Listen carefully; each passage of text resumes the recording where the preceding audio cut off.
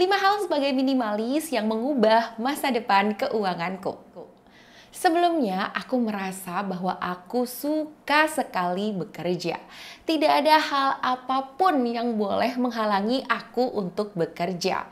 Hingga aku berpikir bahwa aku akan selamanya bekerja. Dengan cara berpikirku yang seperti ini membuatku tidak terlalu peduli terhadap masa depan. Hasilkan uang, pakai lagi. Hasilkan lagi, pakai lagi. Begitu seterusnya. Jangankan tabungan, yang ada aku malah punya cicilan. Sejak menjalani gaya hidup minimalis, seiring juga dengan kesehatan mentalku yang semakin membaik. Ternyata ini juga berpengaruh terhadap hubunganku dengan uang, yang mana tentu juga berpengaruh terhadap masa depan keuanganku. Hai, aku Reti, ini dia 5 hal sebagai minimalis yang mengubah masa depan keuanganku. Simplify your budget, sederhanakan budgetmu. Aku itu kan basicnya emang orang akuntansi gitu ya, yang biasa menjurnal ke akun-akun. Jadi aku tuh pernah banget punya budget yang ribet banget. Jadi aku bikin per akun-akun banget gitu.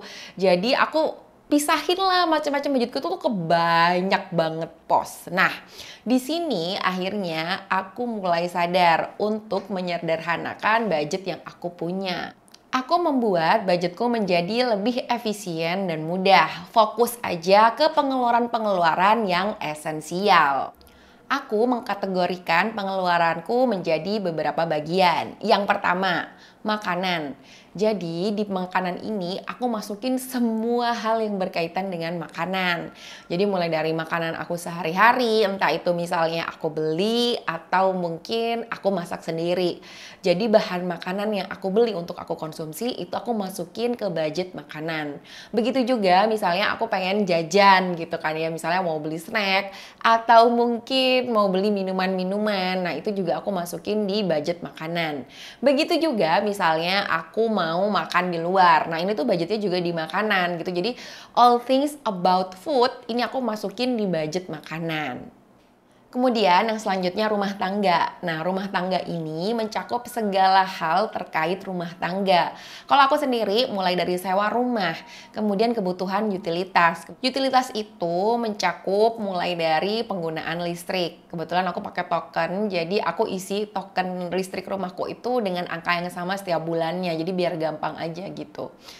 Jadi nggak ngisi yang di tengah-tengah bulan banget gitu kan, rempong ya gitu. Jadi aku isi setiap bulan aja dengan nominal yang sama, di mana nominal itu sudah mencakup kebutuhan listrikku setiap bulannya. Kemudian ada juga IPL, termasuk penggunaan air. Karena di tempat aku tinggal, IPL itu udah termasuk sama penggunaan airnya. Kemudian ada juga penggunaan internet gitu. Kemudian kalau misalnya ada hal-hal lain seperti iuran perumahan di luar IPL, itu juga masuk ke budget rumah tangga. Apalagi yang masuk di budget rumah tangga, nah itu ada groceries. Groceries itu kalau aku, itu adalah hal-hal di luar makanan yang aku belanja di supermarket. Jadi kayak misalnya kebutuhan untuk sabun gitu kan, sampo, pasta gigi, deterjen, kemudian hal-hal macam itulah. Itu aku masukin di budget groceries di dalam rumah tangga gitu. Terus juga termasuk kalau misalnya ada perawatan dan perbaikan yang berkaitan sama rumah tangga. Contohnya apa? Contohnya cuci AC gitu, atau mungkin isi freon, atau mungkin ngebersihin alat-alat elektronik yang aku nggak bisa jangkau gitu. Terus ada yang namanya budget kebersihan. Budget kebersihan itu apa sih? Nah, biasanya aku itu sering kali, enggak sih, kadang-kadang itu kayak panggil orang buat bersihin semua rumahku gitu, atau general cleaning lah ya istilahnya. Nah, itu aku masukin di situ tuh budgetnya. Atau mungkin setiap 2 atau 3 bulan sekali aku juga panggil orang buat ngerapihin rumput di depan rumah aku. Nah, itu aku juga masukin di situ. Jadi semuanya tuh ada budgetnya gitu. Nah, di budget rumah tangga itu juga mencakup kalau misalnya ada furniture atau peralatan rumah tangga baru yang mau dibeli gitu. Jadi contohnya kayak misalnya apa ya, kayak wajan gitu-gitulah. Kemudian atau mungkin perintilan-perintilan kecil seperti mungkin kayak isolasi, paku, kabel tis gitu-gitu tuh juga masuk di situ. Selain itu ada elektronik juga. Elektronik itu misalnya kalau aku butuh gitu ya, kayak misalnya aku mau beli kemarin yang paling baru aku beli itu seperti apa sih, kayak kettle listrik gitu loh. Nah itu juga udah ada gitu. Tapi budgetnya nggak aku pisah-pisahin, tapi aku kelompokin jadi satu rumah tangga doang gitu. Jadi aku nggak susah, cuman tinggal dibagi-bagi lagi berdasarkan biayanya apa. Jadi aku biar nge-tracknya itu gampang gitu. Selanjutnya budget transportasi. Nah yang masuk di transportasi itu apa aja?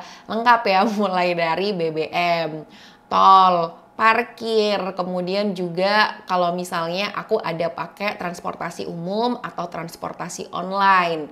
Jadi lengkap juga dengan perbaikan dan perawatan. Perbaikan dan perawatan itu contohnya misalnya isi nitrogen, ganti nitrogen, servis rutin per 6 bulan, atau misalnya ada sesuatu yang memang perlu diperbaiki di luar servis rutin itu. Termasuk juga kalau misalnya ada ban bocor, nah kayak gitu itu tuh udah masuk di budget transportasi.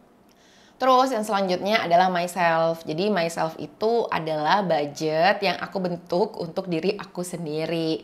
Isinya apa? Nah isinya mulai dari kalau misalnya aku mau beli skincare, mau beli make up, mau perawatan gitu ya, atau mungkin mau spa, mau pijet, terus apalagi beli baju, beli sepatu, beli tas, beli aksesoris. Terus kalau misalnya juga mau beli peralatan gym, bayar membership gym gitu-gitu, itu semuanya ada di budget myself. Selanjutnya ada budget give and tax. Nah, give and tax ini itu tuh fungsinya buat kalau misalnya aku mau kasih something gitu ya, entah itu ke orang tuaku, ke saudara-saudaraku, atau mungkin ke orang lain sebagai kado misalnya gitu, atau mungkin diundang nikahan dan lain sebagainya gitu. Pokoknya yang intinya kita pemberian ke orang gitu. Termasuk juga ibaratnya apa ya, kayak sumbangan keagamaan. Nah, itu juga masuknya di sini. Dan termasuk juga tentunya pajak ya, masa ke sesama manusia ada, ke Tuhan ada, terus ke negara tidak ada gitu. Jadi seimbang lah, semuanya ada di budget give and tax. Selanjutnya ada pendidikan dan profesi. Nah di budget ini itu biasanya aku pakai buat aku improve diri aku gitu ya. Kan aku sekarang itu as a profesional. Nah profesional di bidang aku itu harus selalu upgrade ilmu gitu. Makanya aku itu harus sediain budget untuk ikut seminar-seminar untuk memenuhi SKPPL ku as a profesional. Nah di sini itu aku masukin budgetnya gitu. Termasuk juga kalau misalnya ada kebutuhan-kebutuhan untuk project di setiap kerjaan yang aku lakuin. Misalnya fee marketing, free project, kemudian kalau misalnya ada entertainment dan lain sebagainya. Nah, itu aku sudah masukin di sini gitu.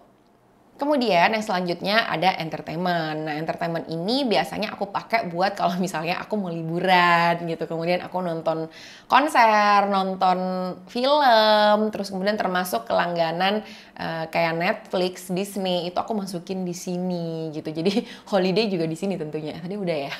Ya, gitulah. Pokoknya intinya yang berkaitan dengan hiburan-hiburanku. Termasuk juga hobi gitu ya. Misalnya kayak kapan lalu aku tuh belajar buat tanam tanaman. Nah, itu aku masukin di sini tuh buat biaya-biayanya. Yang terakhir adalah lain-lain. Jadi biaya lain-lain itu isinya adalah satu ya biaya lain-lain sendiri yang tidak tercover di mana-mana lah ibaratnya gitu, kayak misalnya pas aku lagi rekonsil uangnya ada yang hilang tapi aku lupa kemana, ya udahlah itu masuk di lain-lain aja jadi biar balance gitu.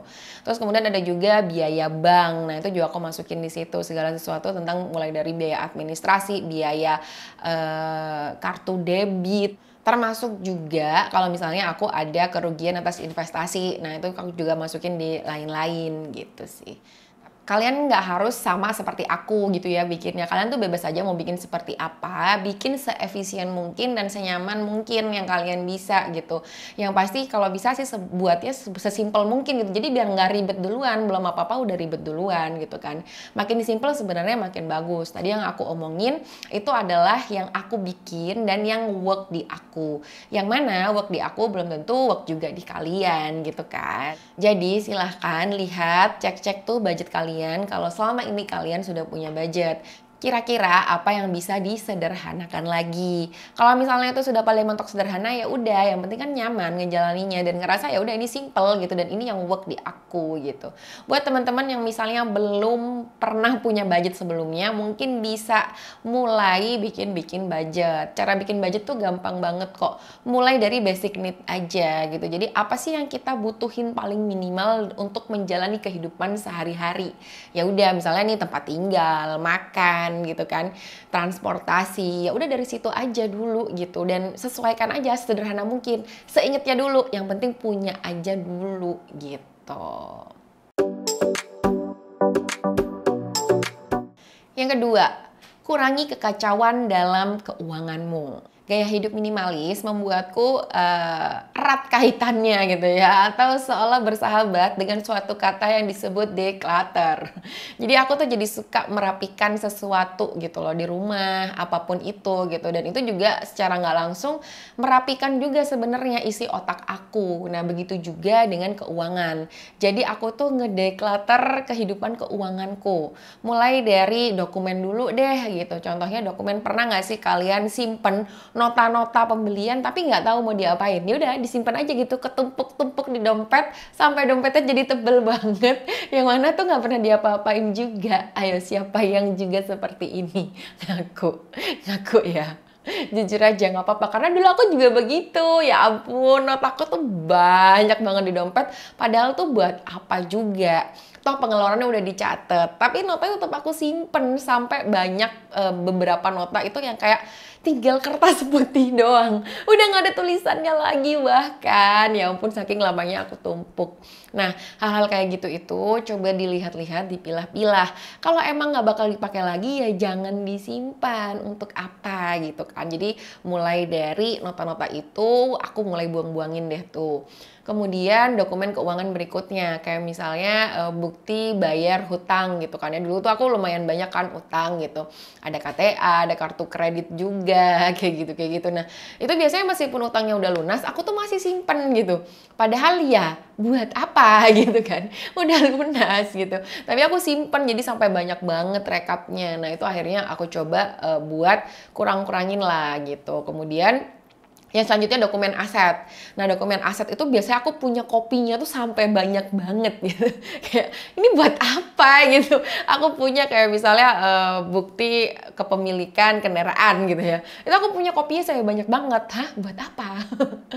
Nah akhirnya tuh kopinya aku buang aja. Kemudian aku tinggal scan aja. Jadi aku punya soft filenya gitu. Nggak usah simpen kopian dari hard copy-nya juga gitu kan. Udah ada aslinya dan ada soft filenya gitu.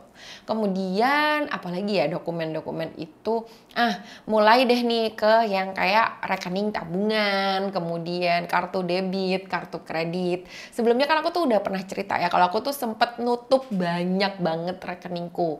Nah itu sebenarnya salah satu perwujudan dari mendeclutter kehidupan keuanganku gitu. Nanti aku bakal insert deh linknya, dimana kalian bisa lihat waktu aku nutupin banyak banget rekeningku gitu. Jadi kan buku tabungan itu jadi kayak bertumpuk-tumpuk gitu kan. Padahal semua rekeningnya tuh nggak dipakai tiap hari juga gitu. Hanya beberapa rekening aja yang dailynya aku pakai. Nah jadinya yang nggak aku pakai ya udah aku tutup. Nah yang agak susah itu adalah nutup rekening yang dipakainya cuman buat auto debit utang doang. Tapi gara-gara declutter ini tuh jadi trigger buat aku ngelunasin semua utang-utangku jadinya gitu. Kayak Aku nggak mau kehidupan keuanganku tuh jadi kacau gitu. Gara-gara aku harus mikirin bayar utang tiap bulan gitu. Jadinya untuk menutup satu rekening yang gunanya sebagai auto debit utang doang, ya aku harus ngelunasin utangnya dong. Jadi aku punya trigger baru gitu buat aku nutup utang-utangku. Akhirnya lunaslah sudah utangnya, kemudian aku bisa tutup rekeningnya. Begitu juga dengan kartu debitnya. Jadi aku lumayan tuh gunting-gunting kartu debit dan kartu kredit yang nggak aku pakai gitu, yang ibaratnya bener-bener aku udah yakin ini nggak bisa aku pakai lagi, buat apa gitu. Kartu kredit juga gitu, jadi aku teleponin bank buat aku nutupin kartu kreditku juga, meskipun aku masih punya kartu kredit sampai sekarang yang sekiranya itu masih berguna banget kalau misalnya ada promo gitu. Itu pun aku pakainya juga pas waktu promo aja, setelah selesai aku pakai dan aku langsung bayar penuh, jadi nggak jadi yang cicilan atau gimana gitu, karena aku tuh nggak mau banget gitu hidupku tuh diganggu dengan bayar cicilan tiap bulan gitu. Meskipun uangnya tuh ada, cuman kayak jadi nambah stres keuangan buat aku.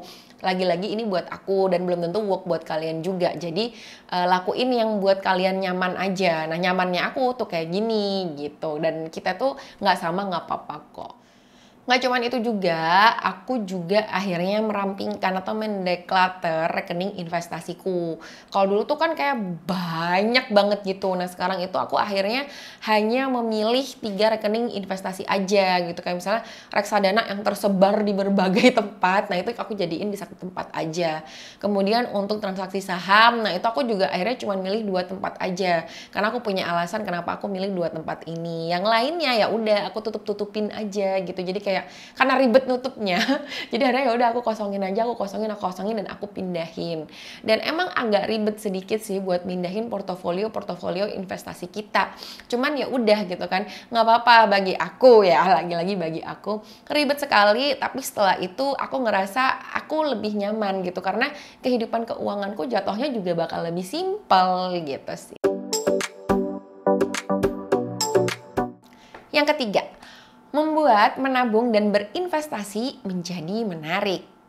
Aku itu dulunya jarang banget nabung ya. Jadi kayak misalnya aku nabung itu harus berupa utang. Tahu nggak sih? Itu nggak sehat banget. Jadi kayak untuk aku punya sesuatu ya udah aku ngutang dulu. Habis itu aku cicil. Nah, cicilannya itu aku anggap tabungan. Saya pernah tersesat itu kok, tenang aja. Tapi setelah itu ya sadar lah kalau nggak kayak gini caranya menabung. Karena menabung itu kan bersabar, menunda keinginan sampai uangnya terkumpul baru kemudian kita belanjakan. Nah, akhirnya aku berusaha untuk membuat bagaimana menabung dan berinvestasi itu menjadi menarik gitu. Nah, contohnya nih, aku tuh kan suka banget ya nyentang-nyentang sesuatu gitu, karena kayak ada satisfying tersendiri gitu. Kayak puas aja kalau aku tuh berhasil mencentang sesuatu yang udah aku rencanain. Nah, jadinya aku itu bikin suatu list yang isinya adalah tabungan dan investasiku gitu. Entah itu mulai dari yang jangka panjang, jangka pendek, atau bahkan jangka menengah. Itu aku bikin tuh. Jadi tabunganku itu berupa apa aja, aku tulisin semua. Terus aku bikin kolom bulan gitu. Jadi tiap bulannya aku kalau udah nabung itu aku centangin gitu. Lihatnya tuh kayak satisfying banget, kayak wah aku menabung gitu. Nah jadinya sejak saat itu aku tuh merasa bahwa menabung itu adalah sesuatu yang menarik. Aku bahkan selalu menunggu tanggal 1 setiap bulannya untuk aku bisa menabung kembali gitu. Dan semua tabunganku itu punya nama, punya tujuan, dan punya jangka waktu gitu. Jadi jelas gitu ya. Dan aku tuh nggak mau yang kayak ambil-ambil tabungan gitu aja. Kalau misalnya ngambil-ngambil tabungan gitu aja, nggak sesuai dong sama namanya. Padahal semuanya sudah punya nama gitu. Contohnya apa? Contoh nih, transportasi gitu ya. Transportasi itu kan kita nggak selalu ngeluarin setiap bulan. Hal apa aja yang nggak dikeluarin tiap bulan? Contohnya aja kayak servis. Masa ya servis mobil tiap bulan? Kan enggak. Aku biasanya servis itu tiap 6 bulan sekali. Berarti kan setahun cuma 2 kali. Kemudian ada juga pengeluaran untuk bayar pajaknya. Nah, pajaknya itu kan sekali dalam setahun. Nah, emang angkanya lumayan gede gitu kan. Tapi kan kita bisa kumpulin setiap bulannya. Jadinya kayak kecil-kecil gitu, nggak kerasa. Dan ketika kita harus ngeluarin uangnya, kita tuh nggak kaget. Jadi misalnya sekarang tuh waktunya bayar pajak gitu kan ya. Nah, aku tuh udah nggak bingung lagi. Oh iya, ini waktunya bayar pajak, maka aku akan membayar. Udah nggak bingung cari uangnya dari mana dan mau diambilin dari mana. Serta nggak ganggu juga sama rekening rutinku atau budget transportasiku. Karena kan hal yang tidak rutin itu harus kita persiapkan juga gitu. Jadi biar nggak menjadi seolah menjadi sesuatu yang darurat gitu. Padahal nggak darurat, kan kita udah tahu kalau bakal servis tahun 2 kali dan bakal bayar pajak setahun sekali gitu. Begitu juga dengan pengeluaran yang tidak rutin lainnya. Contohnya, aku itu kan sekarang as a profesional gitu kan ya. Nggak punya income yang tetap kayak dulu waktu ngantor gitu kan. Ada gaji tiap bulan, ada THR waktu lebaran gitu. Nah sekarang tuh udah nggak ada yang kayak gitu.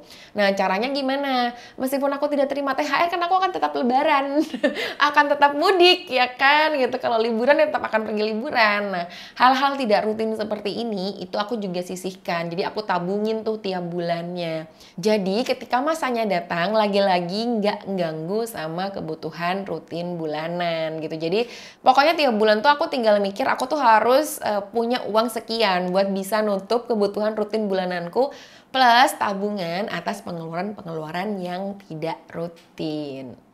Yang keempat, hidup sesuai kemampuan. Sejak menjalani gaya hidup minimalis, hidup sesuai kemampuan menjadi lebih mudah dijalani. Karena kita kan ngejalanin hidupnya itu lebih kepada meaningful gitu ya. Jadi mencari kehidupan yang benar-benar berarti untuk kita. Jadi udah nggak ada lagi tuh membelanjakan uang untuk diakui orang. Atau membelanjakan uang buat ngisi kekosongan. Karena masanya udah beda.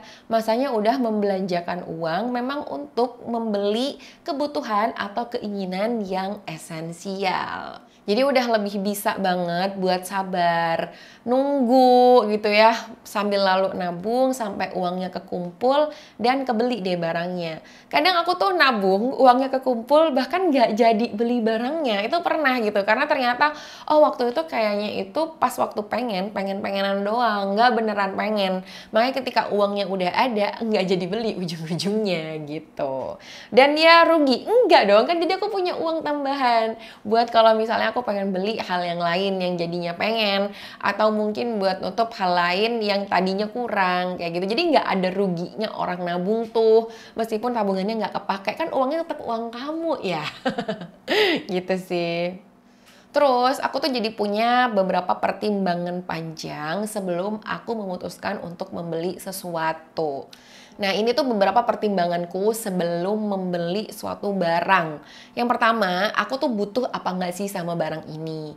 Kemudian yang kedua, aku itu pengen nggak gitu. Pengen itu juga termasuk suka gitu ya. Kayak misalnya kalau barang kita tuh nggak suka, kadang kan suka males makainya gitu. Kayak misalnya, warnanya aja warna yang aku tidak suka gitu. Bagaimana aku akan suka untuk memakainya. Jadi hal-hal yang kayak gitu itu juga jadi pertimbangan buat aku. Kemudian seberapa sering sih dipakainya gitu. Apakah ini cuman saat special event gitu atau memang ini tuh bisa dipakai sesering mungkin.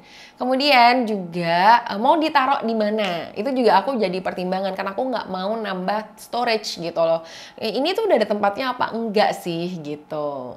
Kemudian juga seberapa tahan barang ini gitu. Maksudnya seberapa tahan aku bisa pakai barang ini berapa lama. Karena aku sekarang itu lebih cenderung cari yang timeless gitu. Yang bisa dipakai dalam jangka waktu yang panjang. Mahal dikit nggak apa-apa, yang penting aku makainya tuh jadinya panjang. Bukan yang cepet rusak gitu loh. Karena apa? Tadi kan udah butuh dan pengen ya kan. Aku takutnya tuh aku udah terlanjur sayang nih sama barang ini gitu.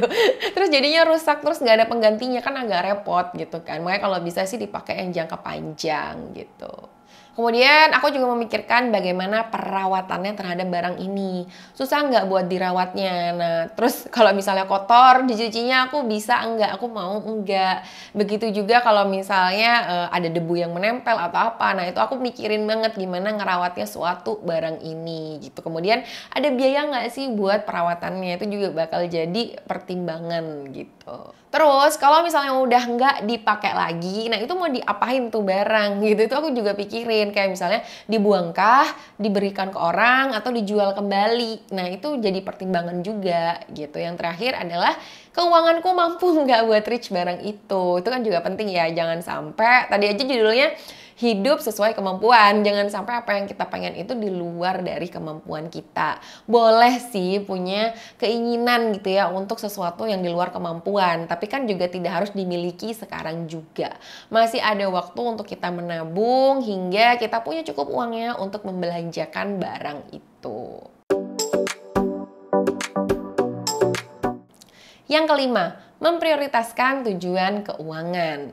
Sering nggak sih kalian itu punya tujuan keuangan tapi kok nggak pernah terrealisasi gitu ya? Padahal itu ibaratnya tujuan keuangan yang jangka pendek gitu. Pernah mikir nggak sih kenapa kok tidak terrealisasi gitu. Nah, coba pikirkan, mungkin saja, mungkin aja nih, ternyata itu bukan sesuatu yang benar-benar kalian inginkan. Itu tuh bisa aja loh gitu.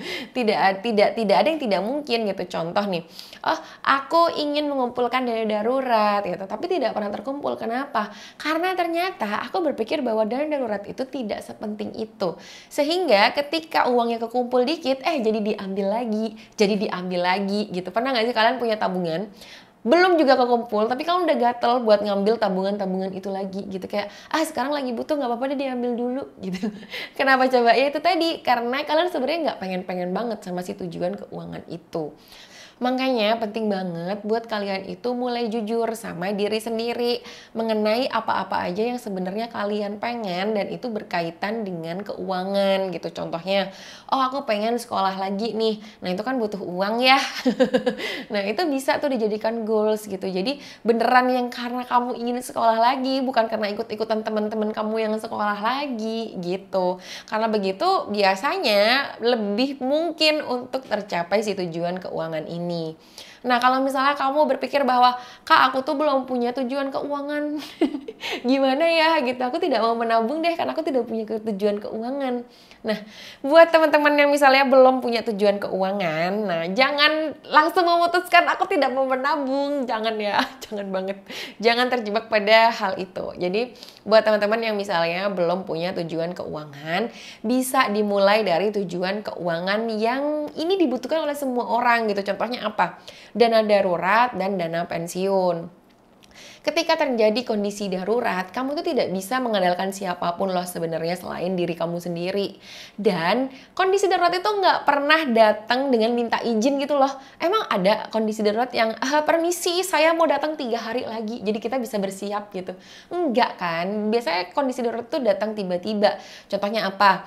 Contoh misalnya ada bencana alam gitu. Emang bencana alam mau kasih sign dulu? Enggak kan gitu. Kita tidak bisa menduga itu. Nah hal-hal kayak gitu itu kita bisa persiapkan, kita bisa antisipasi dengan kalau kita punya dana darurat gitu. Dan dana darurat itu penting banget buat dimiliki individu dari kita gitu. Jadi jangan sampai kita itu belum punya dana darurat gitu sih, supaya menghindari juga jatuhnya utang nanti gitu kan. Kalau kondisi daruratnya datang, dananya nggak ada yang bisa dimintain tolong, ujung-ujungnya ke utang gitu kan, jadinya double gitu ya. Meskipun ya pada saat itu ya nggak apa-apa juga karena itu adalah opsi terbaiknya gitu kan. Tapi kan biayanya jadi double, jadi ada cicilan yang harus dibayar, berikut juga dengan bunga dan biaya-biaya lainnya. Kalau bisa nggak utang, kenapa harus utang? Jadi kalau menurut aku sih better disiapin dulu. Jangan sampai kamu tuh baru ngerasa ini loh pentingnya dana darurat, baru kamu mau nabung buat punya dana darurat. Yang kedua, dana pensiun. Kita tuh di Indonesia nggak ada yang jamin ketika masa pensiun gitu kan, selain diri kita sendiri, tidak juga anak-anak kita atau bahkan saudara dan orang tua kita gitu kan. Jadi kita itu wajib bertanggung jawab terhadap masa pensiun kita sendiri, supaya kita tidak memberikan beban terhadap generasi yang ada di bawah kita gitu. Dan ya nggak ada yang kasih subsidi ketika kita masuk usia pensiun kan, tetap harus bayar listrik, tetap harus hidup, tetap harus makan, tetap harus beraktivitas. Nah, kita tuh harus mulai sedini mungkin buat ngumpulin si dana pensiun itu. Jadi kalau misalnya pun nggak punyanya tujuan keuangan, minimal kamu bisa kumpulin mulai dari dua hal ini. Yaitu yang pertama adalah dana darurat dan yang satu lagi adalah dana pensiun. Menjalani gaya hidup minimalis juga membuatku menyederhanakan kehidupan keuanganku. Lebih rendah stres keuangan, lebih mudah juga dalam mengambil keputusan keuangan, serta menjadi lebih terarah dalam mencapai tujuan keuangannya. Subscribe channelku, tonton videoku, dan ikuti terus cerita-ceritaku berikutnya. Terima kasih buat waktu dan perhatian serta dukungannya. Sampai jumpa di kesempatan berikutnya. Bye-bye.